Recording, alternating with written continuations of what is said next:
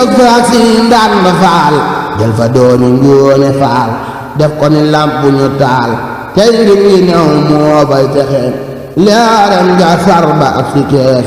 ku ñëw mu duy la ba nga fees luy nit ku ñuul ak nit ku xees ñéppi ba woo fa ngaay mexe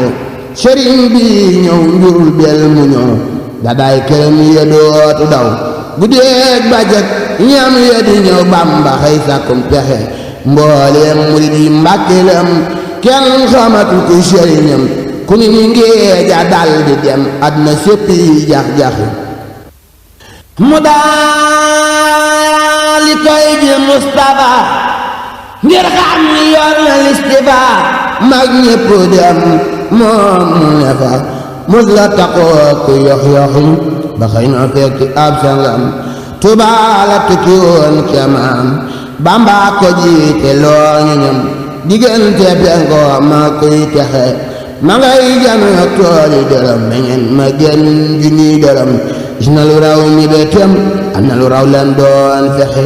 ngërëm la yónneen bay gërëm Ababakar ma jëkk gëm la Seexi Bamba di tegal Seera Faal bisub texe man ko ma yónneen bay solal Ababakar yor parisol jël saadixiina ya tofal Yàlla na ko Bamba fab joxe Musa way wi wala far Yàlla na ko Seexi Bamba ful ta boole ko gaay dogal yoo xam ni kenn di yox yoxi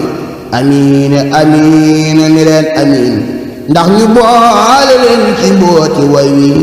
ba lu ngeen sàkkooti am ca texe subhaana rabbika rabbil izzati ammaa yasifuun wa salaamun alal mursaliin walhamdulillaahi rabbil aalamiin barke borom